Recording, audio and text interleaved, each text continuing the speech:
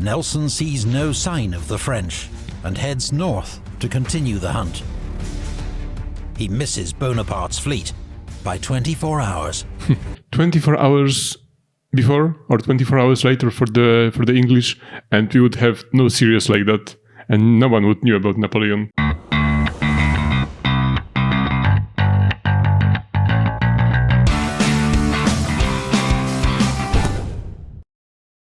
Hello guys.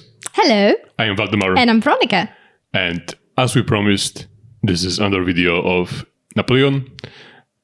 This time it's Nelson, actually, so... Yeah, it's the second Nelson battle that we're watching in 3D. This one is on the Nile, which proves what I've said in the last video wrong, because Valdemar asked me, is it possible to have a naval battle on the Nile? And I said, well, of course not. Who denies who? What? Just so you know, this is not the first time we're starting this video, because we had to start a couple of times, and this is the third time Valdemar made this joke. That's not true. It's the second time. I like it though.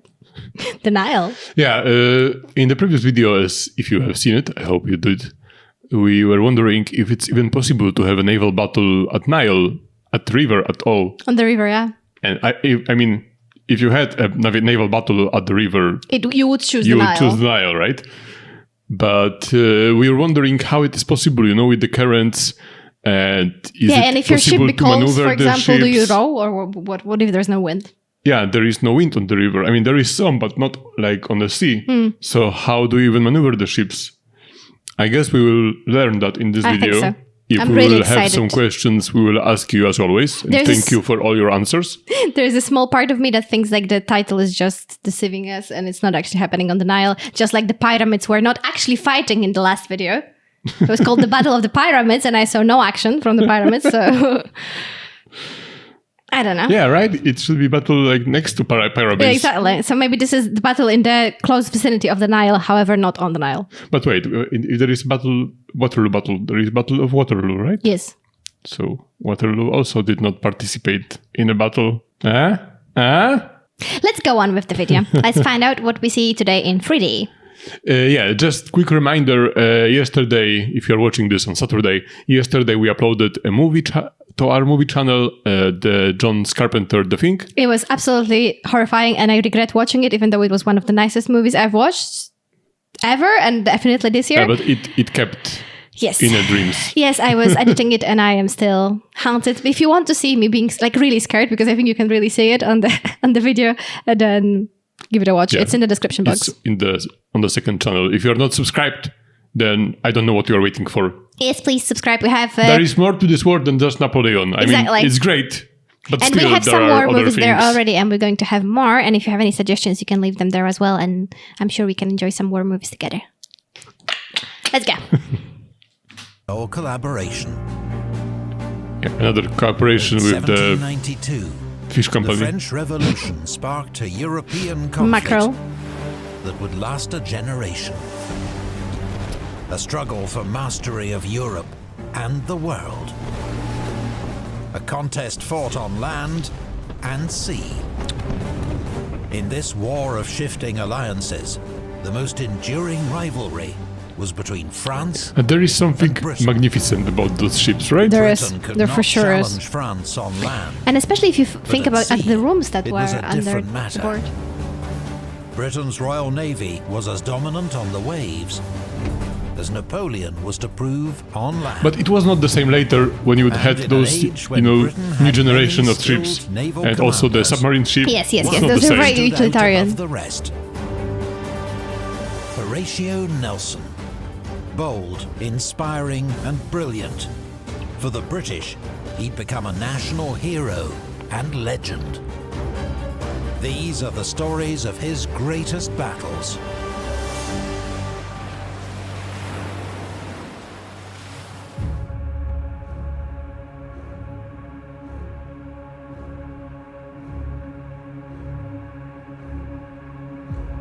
Yeah, still, when it comes to quotes... 1798. There's work to be done. The 6th year of the French Revolutionary Wars. And France is winning. Oh, wait. So we are not... Victories in Italy have forced Austria. What? We're not immediately after the video in Egypt. We're going back in time a little bit.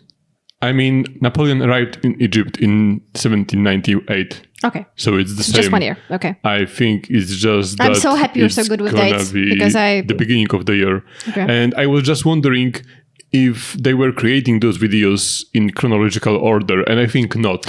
I think not. I think it was the Napoleon series, and Yes. the Nelson series was, I don't know if it's done later or in the same time, but I think that's later why the confusion they comes. put them together on the playlist in a chronological order. Yeah. But before that, it was like Star Wars, you know. It was something was here, something was there, and you had to figure it out on your own. This is better than Star Wars. Well, the new ones, definitely. General Bonaparte's brilliant victories in Italy have forced Austria to sue for peace. Spain, once France's enemy, is now an ally. Britain is the only major power still at war. I like with how the French Portugal is always Republic. chilling there. Yeah, right? They're just Every happy to stay. conflict and they're like, makes a yeah. cross-channel invasion impossible. So the French government decides to strike at Britain indirectly by sending an expedition led by General Bonaparte to conquer Egypt. Yeah. We still don't know why, because Egypt was not under their If the French rule at the time. succeed and Oh. destroy British influence and trade in the region, Aha. they will strike a powerful blow against Okay. their last major So there is enemy. trade. There's but trade. how is the influence working there?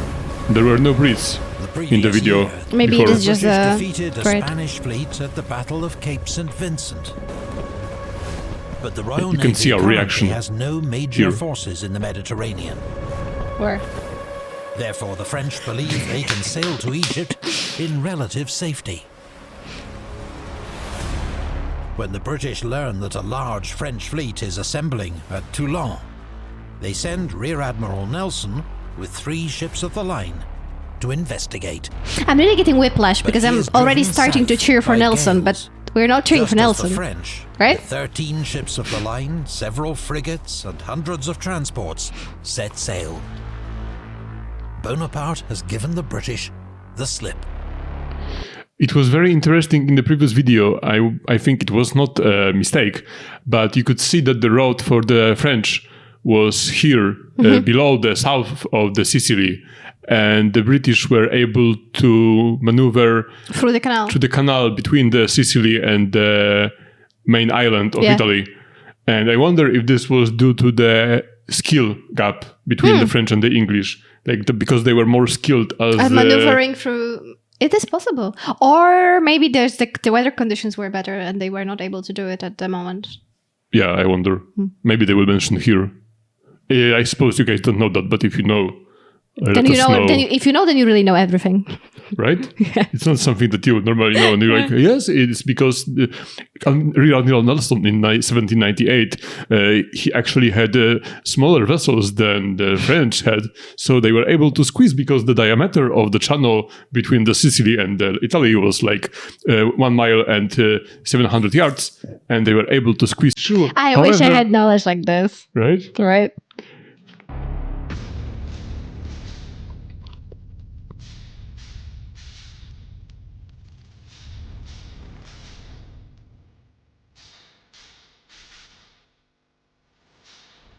Nelson is reinforced We're hating with on his 11 quotes. ships of the line. And learning that the French have stopped at and captured Malta, he correctly deduces that Egypt is their destination. He sets off at full speed to intercept. Yes. No mention. The British warships are much faster than the French invasion force, but they overtake their quarry on a foggy night. And though the two fleets pass within a few miles of each other, neither side spots the other. Yeah, that was mentioned, but I still don't know how it's possible. Unaware of their near miss, The betrayal of the British fog race on betrayed to the Egypt. British. Arriving After at such a long Alexandria, friendship. Nelson sees no sign of the French and heads north to continue the hunt. He misses Bonaparte's fleet by 24 hours. The French land safely in Egypt and march inland, en route to a famous victory at the Battle of the Pyramids. 24 hours before or 24 hours later for the English, and we would have no series like that, and no one would knew about Napoleon. Oh, that's not true, right? Or you think they would defeat them? Yeah. On the sea. Like they already defeated them. You remember when they arrived? Yeah, that's right. And they destroyed all the fleet. That's true. Would be no chance. Then we would have Nelson's mentioned in our Polish anthem, maybe, and not Bonaparte. Yeah, could be. En route to a famous victory at the Battle of the Pyramids, the French fleet remains at anchor in Abu Qir Bay. More than a month later, word finally reaches Nelson in Sicily that the French fleet is in Egypt. Oh, that's true. They're gonna destroy the Racing fleet. back to Alexandria with his squadron, he arrives on the 1st of August. He quickly locates the French fleet and prepares to attack. The French fleet is commanded by Admiral François-Paul Bruez d'Aguillet. He is an experienced commander who saw action at the Battle of the Chesapeake during the American Revolution. He's now a rare thing in the Navy of the French Republic, a 45-year-old aristocrat who's neither fled abroad nor been guillotined. Recently promoted to Vice Admiral, he has a reputation for personal courage mixed with strategic caution. Okay. Oh, it looks better, right? Yes, it looks Admiral like Bruez there's more has light one play. objective: Right? to preserve his fleet. Bonaparte's army relies on his ships for communications and supplies from France. Okay, so communications also through the ships, so not the wire. What's more, when Nelson arrives, almost a third of his crews are ashore, foraging for water and supplies. Admiral Bruez concludes he must fight a defensive battle. His fleet, 13 ships of the line and 4 frigates, will remain anchored in Abu Qir Bay. Yeah, I in wonder line what is the and difference. just under a mile from shore. His own flagship, the first-rate 120-gun L'Orient, is in the center. Shoals and shallow water protect their western flank, meaning the French, with their reduced crews, only have to man the guns on one side. Bruez issues orders for each French ship to secure itself to its neighbors, fore and aft, with heavy cables. Okay. The fleet is to form an unbreakable wall of ships, ready to resist How do any you attack. throw it at such distance? Bruez well knows the And then reputation fish it out of the water. his enemy, Rear Admiral Sir Horatio Nelson. The previous year, Nelson had been Is that a I stupid don't question? think you have to throw it. I think you can just have the ships in a close vicinity to each other, and then you put the cable on another ship. You're right. I think it makes more sense. Unless I'm wrong and they are actually throw it. I thought they shoot it or something. I don't think so, but I don't think it's such a problem. I think it's not that important, but I'm stuck trying to imagine it. Yeah, but it's interesting, It's Yeah. better to understand if you can imagine the things. if you can imagine what is going on, you get more invested in the story, right? Admiral Sir Horatio Nelson. The previous year, Nelson had been feted for his heroic role at the Battle of Cape St. Vincent. But 5 months later, he'd lost his right arm, following a failed attack on the Spanish at Tenerife. Ooh.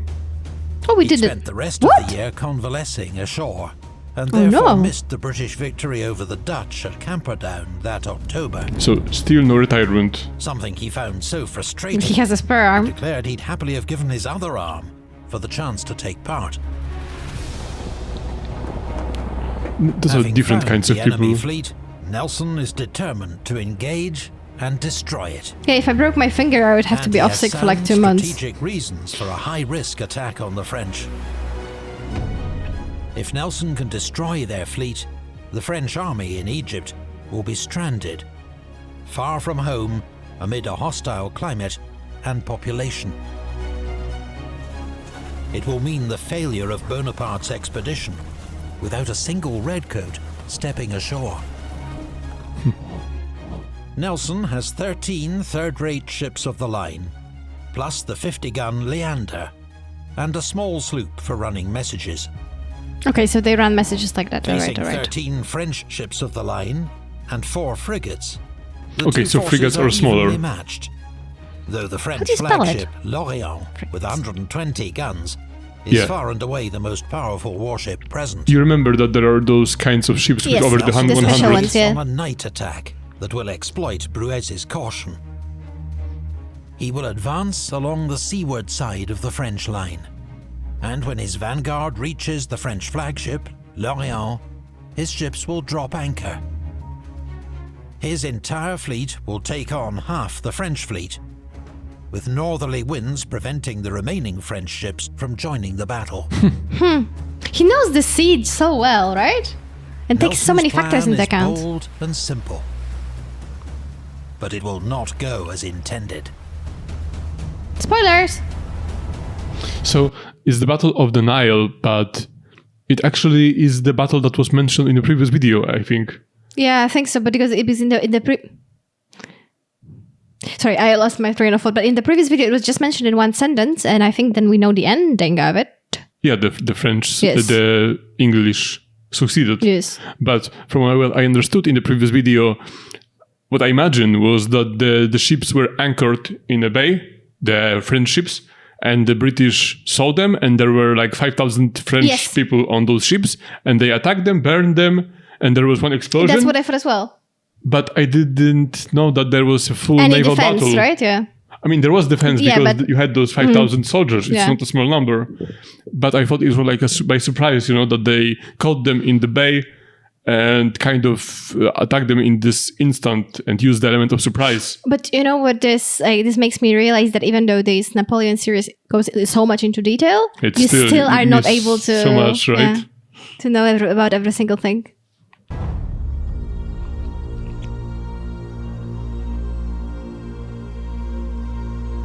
What is the peerage? I do not know.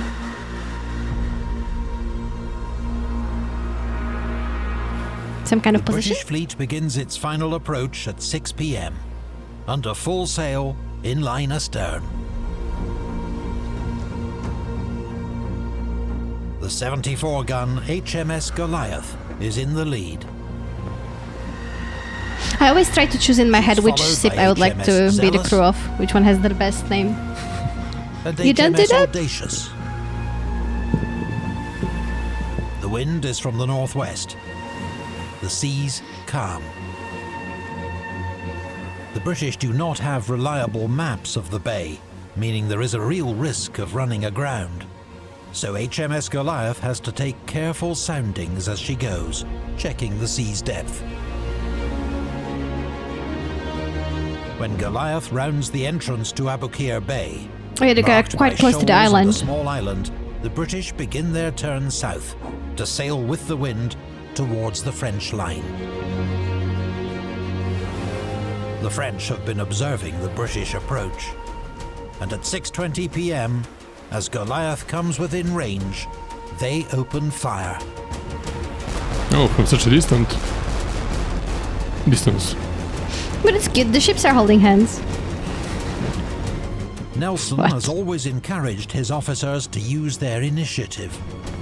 So when Captain Foley, commanding HMS Goliath, sees there is a gap between the French ships and the shoals, he makes a snap decision to sail down it. Goliath's Oh, for a course second I will thought be he would followed go by between them and then Zealous, caught in the line. Audacious, But that would be a bit Orion, stupid. and Theseus. But you remember when he said that the French ships could only shoot at one direction? Yes. I wonder if the British are aware of that. I don't think so, because they would all go from that side, right? And also, why they can only shoot from one direction? Like they said that the crew is not at full capacity. So is it just that, or is there other factor? Yeah, like Because the it's very way like that the ship is a built. big handicap, right? If you can only shoot from one Especially if direction everyone on a knows ship. about it. So maybe this is just for these. I don't think the British know about it.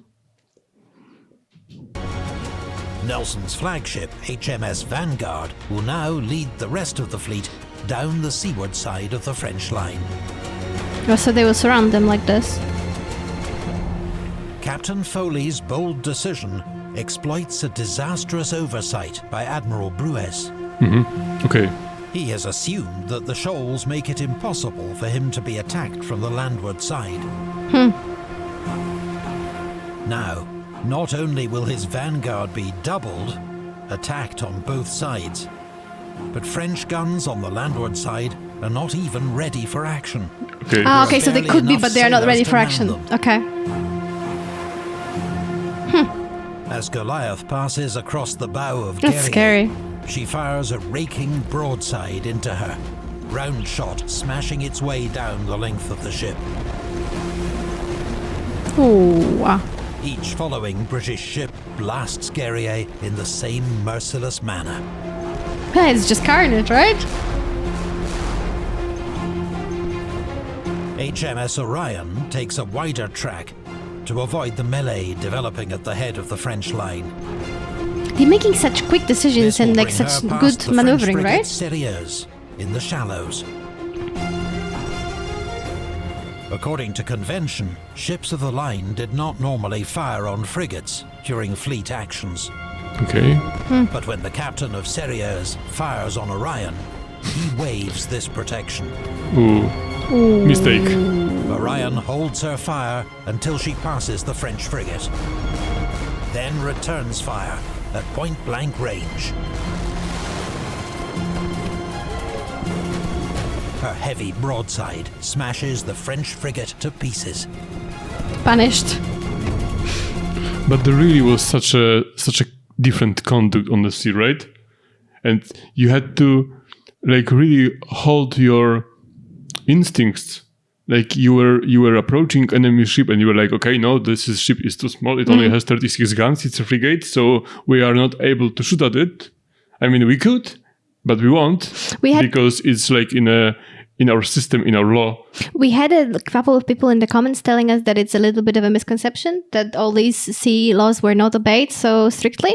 In fact, and that it also was quite brutal what happened at the sea, and also the people that were held captive, that it was not always that they were exchanged for the prisoners or that they were treated fairly. Yeah, of course. I mean, I would expect so. But like I said before, I still stand by it that I think I would prefer to fight on the sea than, in the trenches and march on my own feet for like through the desert, like Napoleon commanded his soldiers to do so in Egypt. At least you would die on the sand on the desert somewhere, in the 60 degrees sun. So I would prefer the ship. You can see that. Get to pieces. The British landward column now drops anchor to take on the French vanguard, while the seaward column, led by Nelson aboard HMS Vanguard, arrives to hit the French from the other side. Each ship's captain singles out a target and drops anchor alongside. Vanguard alongside Spartiate, Minotaur against Aquilon, Defense against Peuple Souverain. 5 French ships are now under attack from 8 British ships, most of them from both sides. Oh my god. HMS Bellerophon and Majestic now join the battle. They are really showing them who's the boss on the sea, right? They head for the center of the French line. Bellerophon aims for Franklin, but overshoots and comes alongside Admiral Bruez's formidable flagship, L'Orient. HMS Majestic also misjudges her approach, becoming entangled with Tonon and fighting 2 French ships simultaneously. Ooh. Well, that's the first mistake, really. By 7 p.m., the light is fading. 2 miles north, the last British ship, HMS Culloden, cannot make out the edge of the shoals and runs aground. I wonder how big of a mess up it was, the mistake that the French admiral did with not having those guns on both sides. Yeah. I mean, it proved to be fatal, but I wonder if this was something unheard of at this time to make such a decision. Because his assumption was that they want to be able to squeeze. I think he made the assumption basing on his experience in battle so far. So I don't think it was just I'm sure they're not going to do that. But still, it sounds like such a weird decision, right? It does. It really does. And also to risk so much. I don't know. Like what I have no idea about the naval warfare, but I think I would prefer to have like half the people here, half the people there. Same. Or maybe I'm wrong, because you need to have the full power. Maybe on they one were side. already at the disadvantage and they wanted to, bet everything on one card. I have no idea. It's a weird decision, right? It is a weird decision. Shoals and runs aground. HMS Leander and the sloop Mutine divert to try to tow Culloden clear. But it will prove a futile task. Culloden's fate shows just how small the room for error has been during the British approach.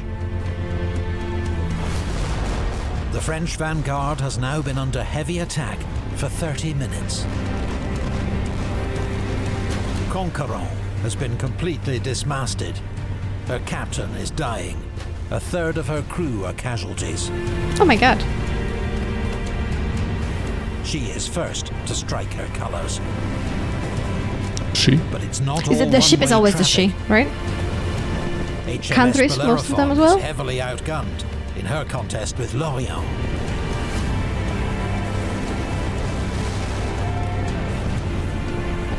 "200 men, a third of her crew, have been killed or wounded, and she's lost her main and mizzen masts. Her captain gives the order to cut the anchor cable, so the ship will drift out of the firing line.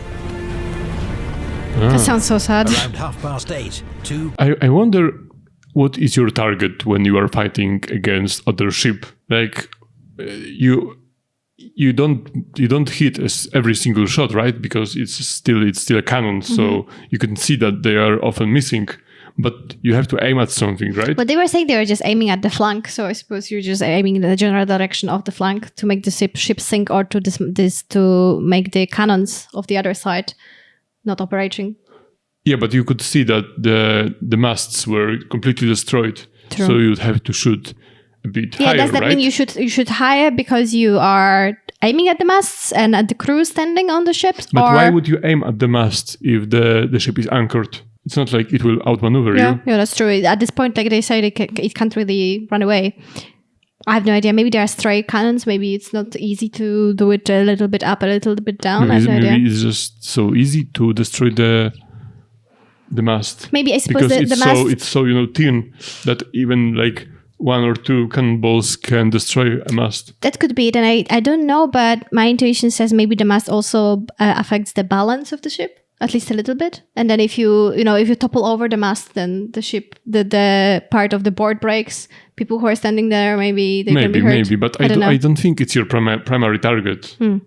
Yeah, I wouldn't say. I would think the cannons would be. I would shoot at the cannons or at the sea level if it's possible, but I don't know if to get it the is. people who are operating the sea cannons. No. My point would be to let the water inside. break inside. Oh yeah. But it's difficult because you had to shoot at the sea level, not to below. You can't drone the cannonballs. I don't know. firing line. Around 8:30, two British stragglers, HMS Swiftshore and Alexander, joined the battle late. Welcome to the In party. smoke and gloom, they pass the drifting hulk of Bellerophon and nearly fire on her by mistake. Swiftshore and Alexander break the enemy line either side of Lorient, pouring raking fire into the French That's the flagship. biggest ship. Yes, that's his most important ship.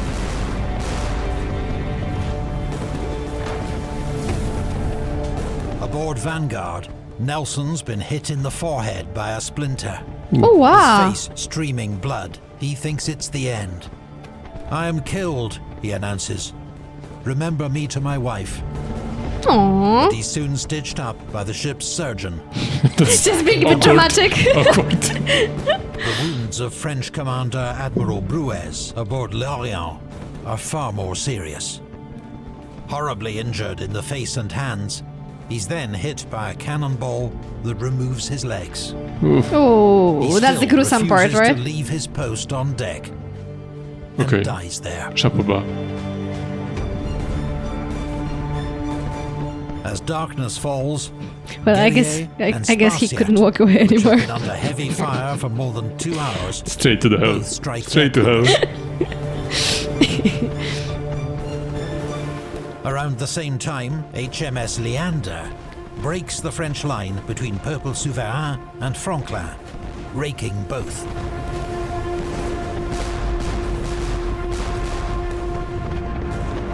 The battle is turning decisively in the Royal Navy's favour.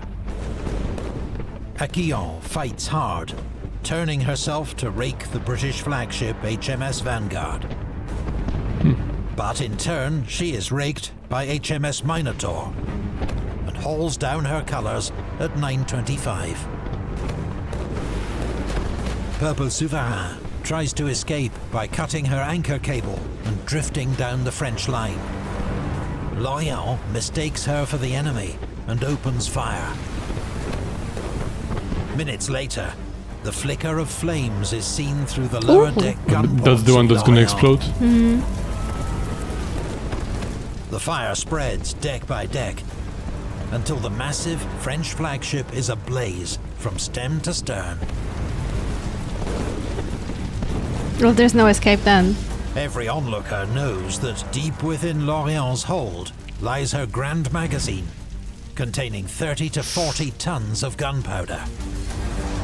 That's where I would aim. All ships in the vicinity take emergency measures. Well, I guess it's under the water Gun ports level are for a reason. closed, and ships' sides, decks and sails are soaked with water from the elm pumps in anticipation of the explosion. I'm so to invested. come. The 3D effect ships, really helps. Tonon, Really. Heureux and Mercure cut their anchor cables, hoping to drift to a safe distance. There's no escaping though. Around 10 p.m., the fire reaches Lorient's grand magazine. The warship is obliterated in a colossal explosion, killing everyone left on board and many who jumped overboard to save themselves. More than 90% of the ship's crew are killed, around 1,000 men. Jesus. The I sheer mean, fo- it had to be very terrifying when you think about it. I mean, explosion would always be terrifying. I have never seen an explosion live in my life. No, me neither. But can you imagine in those times, because like if you were fighting later in a war, like I just in thought the about it 20th as well. century, Yeah. the explosion is something more familiar to you. Common, and you were familiar with the sounds of the explosions and everything, But but seeing something like that would have to be like once in a lifetime experience. Have you heard about this explosion? And I don't want to lie, but it's like one of the biggest explosions in history, the most devastating explosions in history. And it happened a long time ago, like in the 18th century or something like I that, don't know. or even before that.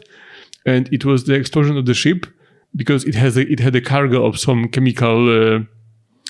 some chemical compound. Yeah. And it was in Great Britain, I think. No, I really want to read about it, but it was like, you say 18th century Or even 19th. before that. Oh my god. Like But it was the biggest explosion in one terms of of the what? biggest. No, it wasn't a war. It was an accident. Yeah, but in terms the biggest explosion in terms of what? Because the In nuclear terms of explosions in history. But like the nuclear bomb was the biggest explosion. So. Yeah, despite excluding the atomic bombs. Okay. But for like many years, it was one of the biggest ones, and it killed like thousands or tens of I want thousands to read of about people. it when we finish. I'm really curious. I will look it up and I will link it In the description. In the Super. description, because I don't want to lie. It's just something that I remember I read about it, and I was surprised at the time it happened. around 1,000 men. The sheer force of the explosion spares nearby ships, as flaming wreckage is blasted up and over them. Stunned, both sides stop firing to gaze in horror at the spectacle. Yeah, so it has to be new for them British too. ships lower And boats imagine you're on to one of those rescue ships the that's few had to survivors. drift away, and you see that. After a 10-minute lull, firing resumes. But after the appalling destruction of their flagship, the French are running out of fight. Swift shore no wonder. and defense turn their guns on Franklin and soon force her surrender. Tonon, having cut her cables and unable to maneuver, drifts helplessly into the French rearguard. These 3 ships, unable to sail into the wind to join the action, have looked on impotently as the carnage unfolds. Jesus. You must be so scared.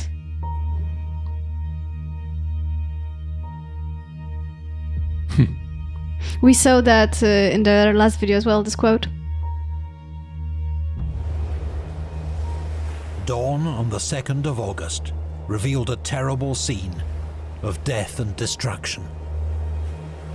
John Nichol of the Goliath was a witness.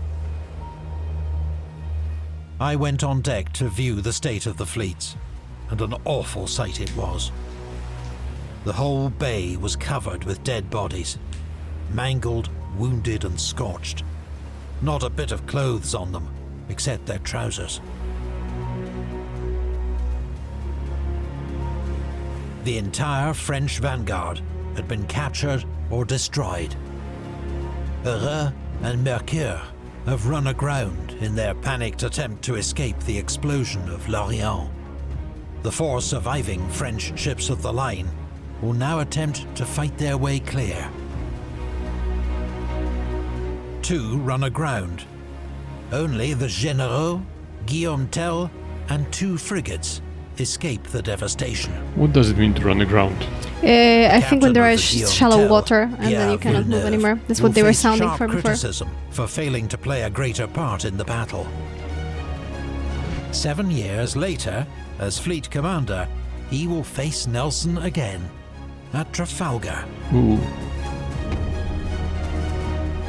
British losses are 218 killed, 678 wounded. 3 ships are badly damaged: Bellerophon, Majestic, and Culloden. It's nothing in comparison to... French yes. forces are around 1,700 killed, and more than 3,000 taken prisoner, many of them wounded. 2 ships of the line and 2 frigates have been sunk. 9 have been captured. Of these, 3 are damaged He's beyond right, it's repair more than a and victory, it's burned. just obliteration. Right. The remaining 6 enter service with the Royal Navy. Yeah, and also you're able to take the ship, and I guess building such a ship, it's quite a task.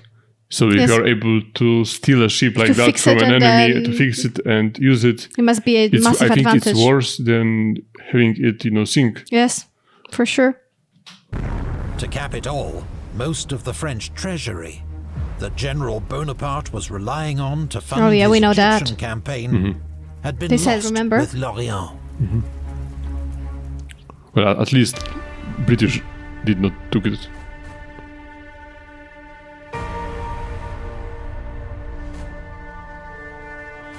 Okay, that's better, right? Nelson's Getting brilliant there. victory at the Nile had major consequences. The It wasn't balance at the of naval Nile, it was power at in the sea. Mediterranean You shifted lied to me. dramatically in Britain's favour. General Bonaparte's expeditionary force in Egypt was cut off. And though its commander slipped back to France the following year, his army was forced to surrender in 1801. The French garrison of Malta also surrendered, the island becoming a British protectorate. They don't have an easy life there in French Malta. defeat encouraged her enemies to form a new second coalition and Oh. renew the war. Nelson was the hero of the hour, feted in royal courts from London to St. Petersburg and Constantinople. He received jewels, medals, ceremonial swords, and his long-coveted peerage, Baron Nelson of the Nile. Oh, it's okay, so it was a So position. that's the peerage. So he's a baron now. Of the Nile. That's a good title, right? Yeah. But I had no idea that this was the reason why the second coalition formed. Like you don't know it, but it's from the Napoleonic Wars oversimplified video. I know it from there, but it's from the history. Like there were the wars of those coalitions, but it was not mentioned that this was the main reason to form the second coalition. Coveted peerage, Baron Nelson of the Nile. The Nile was one of the most decisive and crushing naval battles in history. Some historians argue it was the most significant Nelson ever fought. But the battle with which Nelson's name was to be forever linked Trafalgar would be fought 7 years later, off Cape Trafalgar. Have you ever wanted to hear more from the ordinary soldiers and sailors of the Napoleonic Wars? What did combat look like from the front rank of the Grande Armée, or Wellington's army in Spain? What was it like to charge into the breach at Badajoz, or face Spanish partisans in the guerrilla war? In our next video, Epic History is bringing to life a score of dramatic eyewitness accounts from the Peninsular War, from French, British, Spanish, German and Polish veterans. And if you want to be first to see this new documentary, you can head over to prestige streaming service Nebula. Nebula is a streaming... All right. Okay. We already had some advertisements from Nebula. Yes, so I think we're good. Yeah, it's until the end of the video. All about it. And the video is from 10 months ago, so I don't think the promo code is still worth it. But of course, if you're interested, you can check it out. I mean, the working. Working, yeah. Yeah, I don't want to spoil anything to anyone, but like I said in the previous video, I know something about the battle at Trafalgar because I spoiled myself when I was recently rewatching the oversimplified videos. I don't know anything. But I don't know that much. I mean, if you know the part that I'm talking about when they are mentioning the Trafalgar battle, then you know everything that it's like I know about. It's a famous part or some famous... It's very significant. Okay, but no hints, no hints. No, I'm not saying anything. Okay. I'm not saying anything. I don't know when we are going to watch it, actually. I don't think it's the next video. Or is it even? Is it even? Yeah, no, it must I don't be. think so. But it must be. They did Nelson's battles and they must do that one as well. Because if they are going chronologically and they said it happened 7 years later, so I think... I hope we watch it at some point. Yeah, I can check. It's after the Austerlitz. Okay. Oh, so we're going to have two bangers in a row.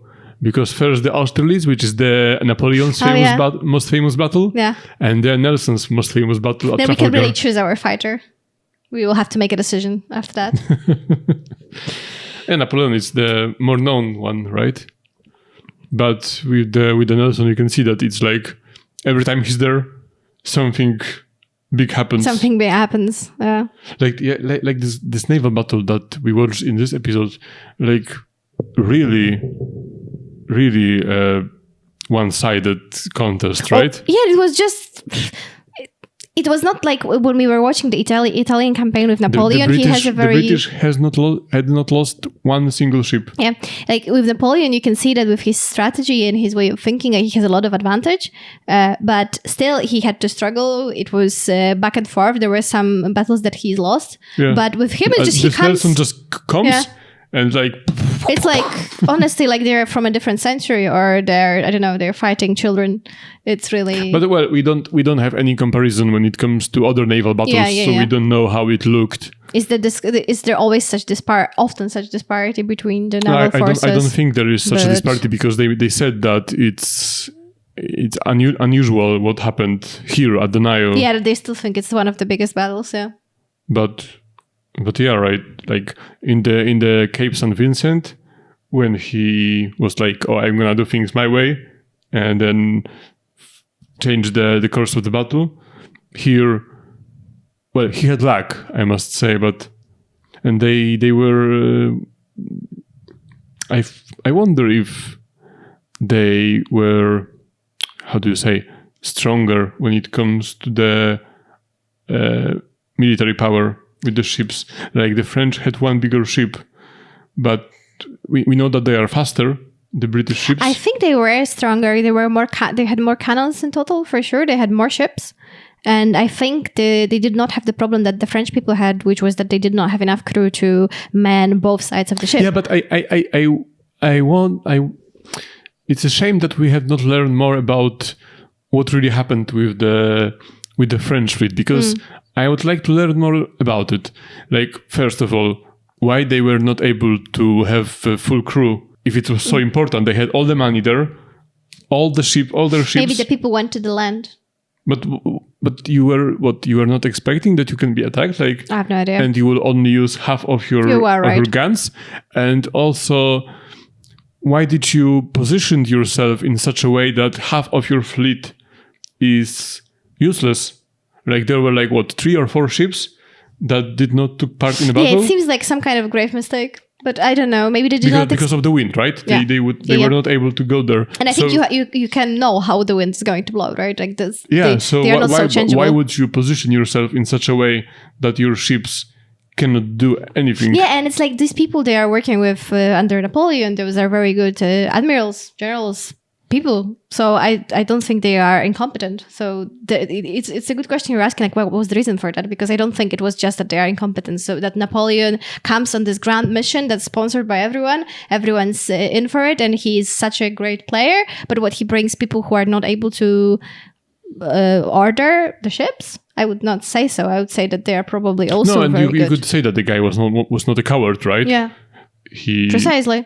And they used the tactics, like, with the other ships on the line and then the other ones, like he had some strategic spark, I'd say. Maybe you can say that. So why... I would like to have more knowledge about the naval battles, because I really don't...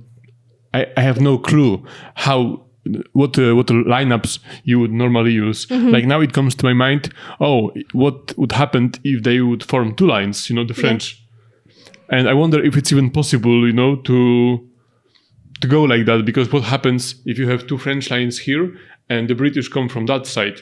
Are those ships here useless? That would seem so, yeah. Because they cannot shoot over those... Whichever side they come, they are useless, because if they come from this side, you're not going to shoot through your ships unless you're in between, but then that doesn't really change anything, so I don't know. But if you have the British ships in the middle, then you have a great position. But but they would have to come in the middle. What the British did. That's the only way it would be worth it, if they would come in the middle. But it's like, it sounds really... how do you say it? Like, it puts you in a disadvantage to be the ones waiting for an enemy. Yeah, because they see how you're standing, they can adjust what they're doing, and you cannot the English came and they were like, okay, so we're gonna go just halfway. Yes. We're not gonna engage the other part or the other half of the fleet, and they will not be able to attack us because of the wind. Yeah, so we can focus all our ships on just the one half of their fleet. Yeah, it's not like you can ambush someone on the sea, right? It's not like you can jump out of a bush and say like, oh, here are all the ships. Like, you can make some maneuvers, they kind of did that. Yeah. They kind of ambushed them. So but because they were already in movement. But I just am saying about what you said. The British Navy. Yeah, so that's how they ambushed them. Yeah. But I mean, for the French, how do you defend yourself from something like that to happen? Yeah. Would you also have to be always on the movement? Because if you are anchoring, then it really sounds like you're screwed. If the enemy sees you, they can position themselves however they want, and you just have to... Yeah, it's a lot to think about. I hope maybe you guys can shed some light in the comments, but I also feel like we need to watch something about this. Right? Like 101 naval tactics. Precisely. But there's thank you for recommending. There's a couple of people who recommended to us a different channel that we're going to watch soon enough about like the realities of the battles. And there's a video about the Napoleonic times as well. And it shows you like, it goes into the gritty details of like how brutal the walls were, like about like the more mundane, I say, details as well. It's a really nice one. I forgot the name, but we're going to watch it later. Okay. So thank you for watching with us today. Check out our movie channel with The Thing if you want. We post movie reactions there every Friday, and thank you for watching this with us today. And we will try to keep up with the Napoleon videos. Like I said in the previous video, it's our way to apologize for the delay. That's why you had 2 videos in a row. Now we will try to keep up with one video more or less every week. Yes. Like it's going to be more than a week. It's never going to be Exactly a like week. 5 or 6 days. Yeah. But it should be between 7 or 10 days. Yes, I think that's a good promise. That's a promise we intend to keep. Have a good weekend. Well, rest of Sunday, or have a good week ahead, I guess. And we will see you in the next video. Bye-bye. Goodbye.